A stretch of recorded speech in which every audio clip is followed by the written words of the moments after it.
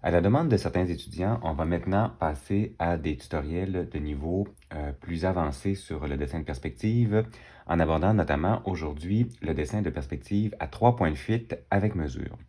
Donc, on a été habitué au cours des derniers tutoriels à placer un objet dans une vue de dessus en venant accoter un de ses coins sur le plan de l'image, qui est ni plus ni moins que une vision en une dimension de la feuille de papier sur laquelle on va dessiner notre image, de placer le regardeur à une certaine distance de cet objet-là. Donc, en l'occurrence, là, ici, on a une boîte de 2 cm par 2 cm et un observateur situé à 6 cm sous le plan de l'image.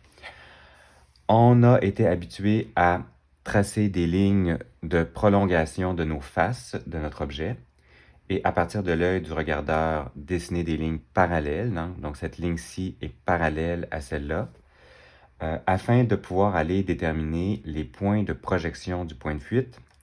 Donc, ce qu'on appelle généralement des points de fuite là, dans les autres tutoriels, mais plus précisément, on pourrait appeler ça des points de projection du point de fuite. Le point de fuite, lui, étant situé à l'infini par là-bas.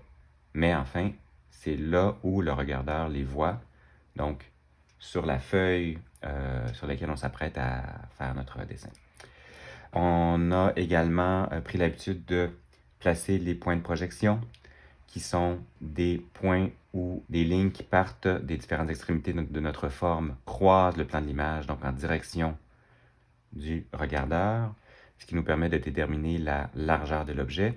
Et donc, essentiellement, dans notre vue de dessus, on place tout ça, les points de fuite, les points de projection, la distance entre le regardeur et le plan de l'image. Ce qu'on va ajouter aujourd'hui, c'est le cône de vision du regardeur, donc qui est un cône d'approximativement 70 degrés à partir de l'œil, qui est ce qu'un regardeur voit là, relativement au focus lorsqu'il regarde dans une direction et savoir son importance tout à l'heure pour justifier le fait de travailler avec 3 points de fuite. Autre chose qu'on ajoute également, donc au niveau des mesures de la profondeur de l'objet, je vais tracer ici des lignes horizontales, les lignes bleues, que je vais faire passer par une ligne oblique afin de les transposer à la verticale sur notre vue d'élévation.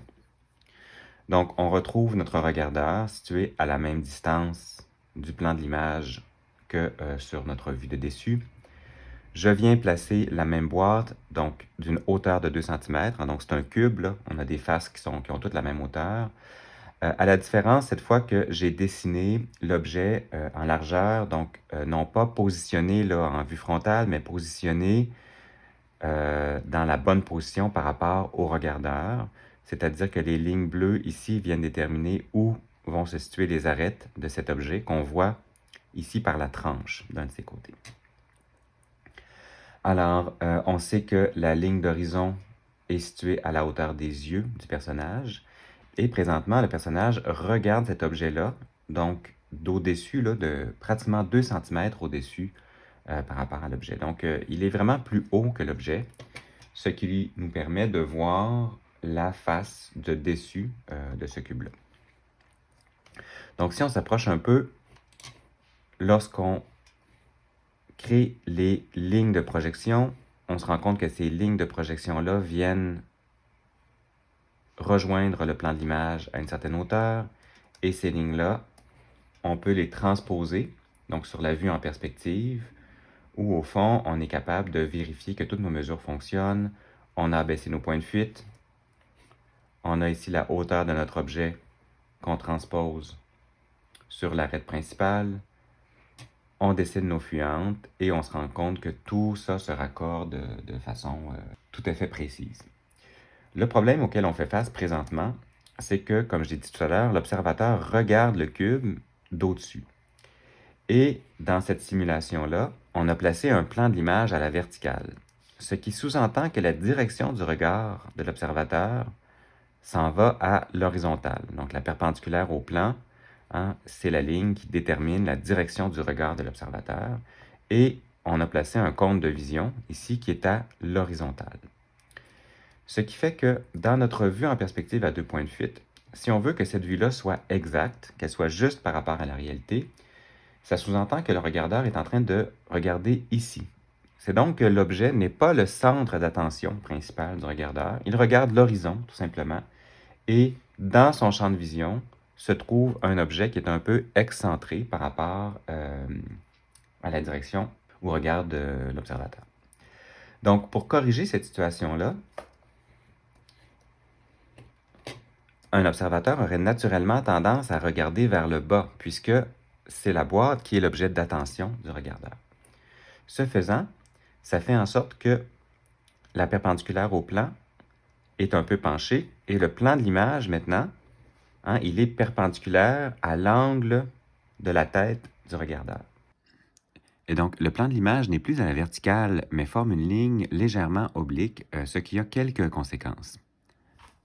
D'abord, ici, les lignes de projection, alors que notre boîte, dans le cas précédent, commençait à la ligne de terre, maintenant, elle va croiser la ligne de projection un peu au-dessus de la ligne de terre. Donc, cela fait en sorte que, ici, cette arête-là se trouve à être plus courte. Donc, au lieu de commencer ici, comme sur l'autre plan, elle commence un peu plus haut. Donc, il va y avoir une incidence là, sur toutes les autres lignes de l'objet. L'autre incidence, c'est qu'il va falloir trouver le point de fuite des lignes qui sont verticales, étant donné que le plan de l'image n'est plus orienté dans la même direction que l'objet, donc il est oblique. Donc, alors que dans la situation précédente, nos lignes verticales avaient un point de fuite qui était situé à l'infini, donc vers le bas de la page, on pouvait donc les représenter de façon verticale.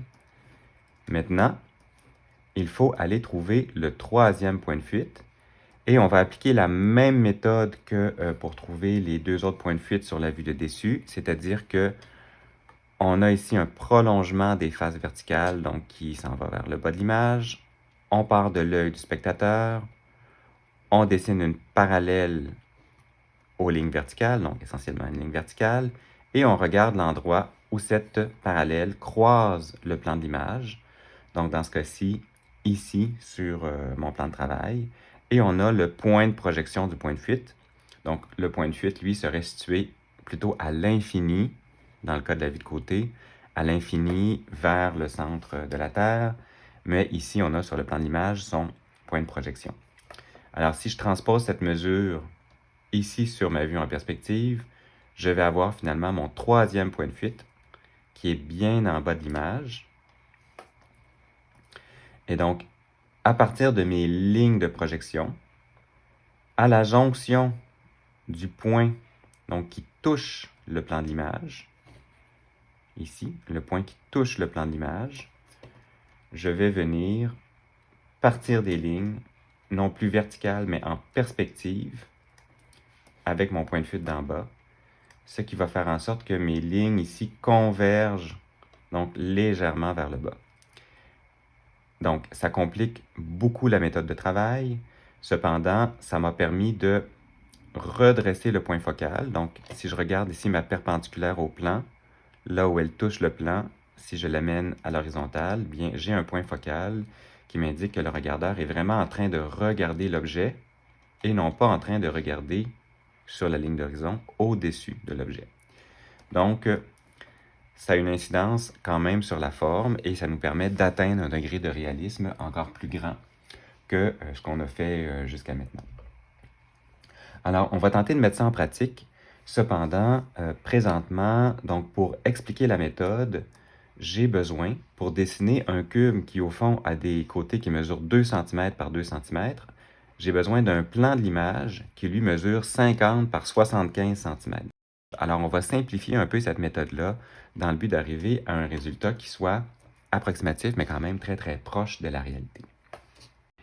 Et pour faire ça, on va dessiner un cuboctaèdre, qui est une forme qui semble bien compliquée, mais au fond, c'est un cube sur lequel on a tronqué les extrémités. Donc, c'est un peu plus facile qu'on le pense à dessiner.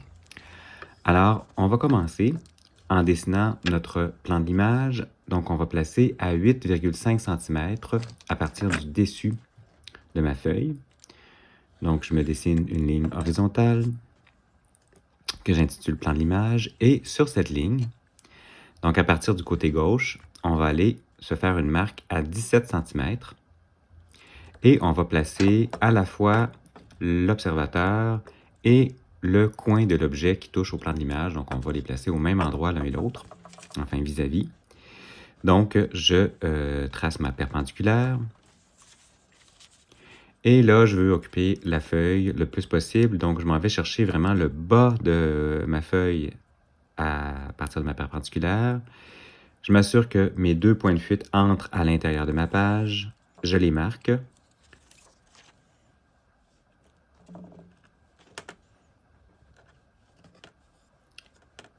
Et j'identifie également le point d'observation, donc qui dans ce cas-ci est vraiment là, situé à la limite inférieure de ma feuille.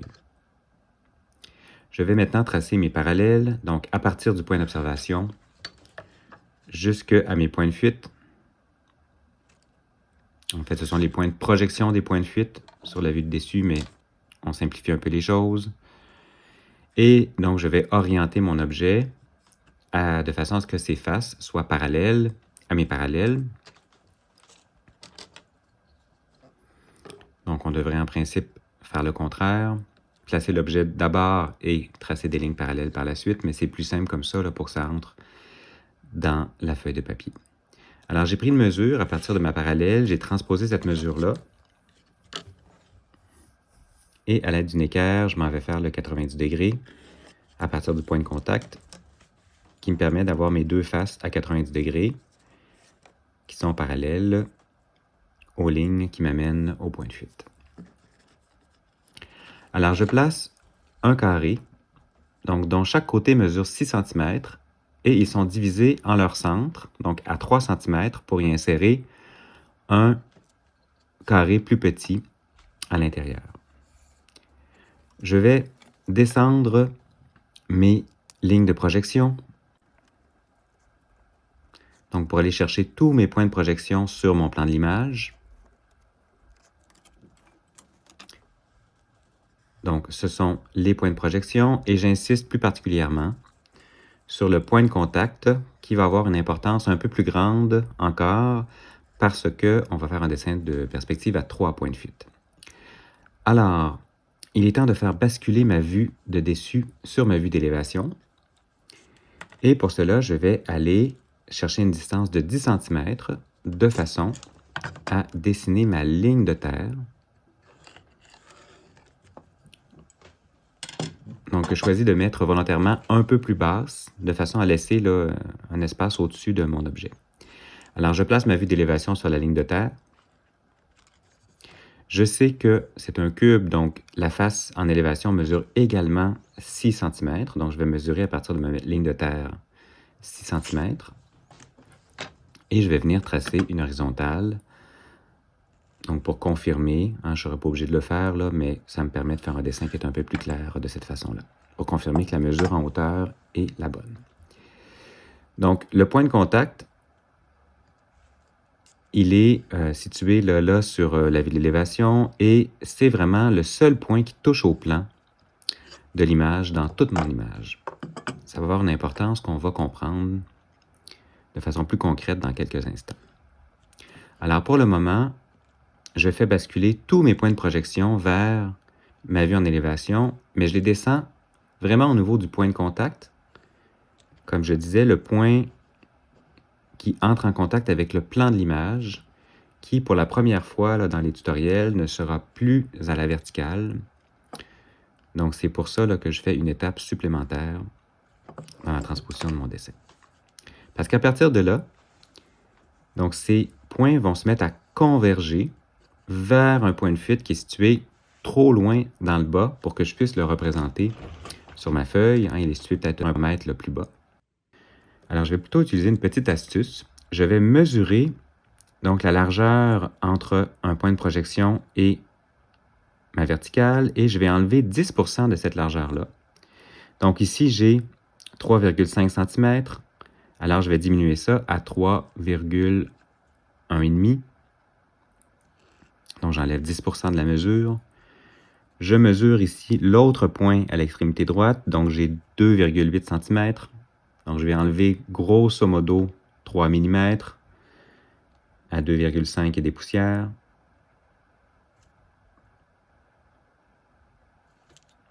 Et par la suite, je relie mes points. Donc, j'ai des lignes là, qui vont converger vers un point de fuite qui est situé beaucoup plus bas dans mon image. Maintenant, je dois également relever mon objet et je vais faire la même opération, c'est-à-dire que je vais enlever 10% de ma mesure. Donc, sur une face qui mesure 6 cm, je vais enlever 6 mm pour faire en sorte que mon objet se situe un peu au-dessus de la ligne de terre. Tout ça, encore une fois, parce que mon plan de l'image est maintenant incliné. Alors, je relie maintenant mon arête principale au point de fuite. Et donc, ma boîte capable commence à apparaître. Et là, je vais prolonger un peu mes montants qui sont légèrement diagonales jusque sur mes arêtes de ma face horizontale. Et je vais partir des coins pour aller rejoindre mes points de fuite. Et j'ai généré donc ma première boîte capable avec 3 points de fuite. Alors, je vais aller faire la face du dessous.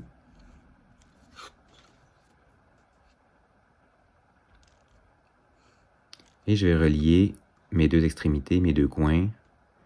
Et je me rends compte que ça balance là avec mes mesures. Donc, ça indique que j'ai bien travaillé pour réaliser une boîte capable qui est assez juste, même si j'ai utilisé des petits tours de passe-passe pour la faire. Alors, je veux maintenant subdiviser chacune de mes faces pour aller y loger un losange. Et j'ai différentes façons de le faire. Je vais aller trouver les centres en appliquant la même méthode, c'est-à-dire en transposant mes mesures en enlevant 10% de la mesure, donc dans ce cas-ci à peu près 1,5 mm. Je vais faire la même chose de l'autre côté. Donc je pars à peu près de 2 cm.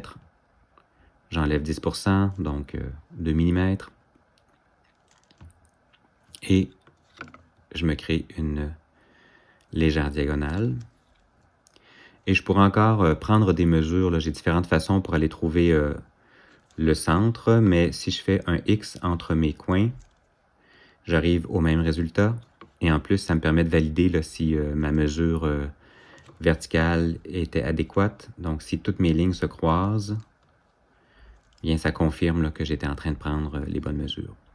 Alors, je vais subdiviser ma boîte capable sur le plan horizontal, en partant de mes fuyantes, en passant par le X qui est au centre de la boîte.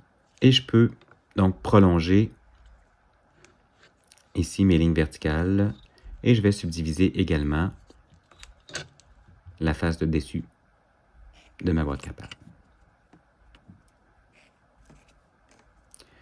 Donc j'ai maintenant tout ce qu'il faut pour subdiviser mes espaces. Et là, par souci de légèreté, je vais y aller à l'œil. C'est plus rapide qu'avec une règle. Et c'est plus clair aussi dans le tutoriel. Alors je relie tout simplement tous les points de structure que je suis venu ajouter pour découper dans ma boîte capable le fameux cuboctaèdre que je suis en train de dessiner. Alors je vais effacer un peu mes lignes pour m'y retrouver un peu mieux dans mon dessin. Et il me manque encore une arête là, que je vais venir compléter ici pour terminer ma forme. Alors, je vais maintenant vérifier si le dessin que j'ai fait est conforme à la réalité. Alors, je me place un acétate que je viens coller sur la ligne de terre et je vais repasser mes lignes au feutre sur cet acétate-là.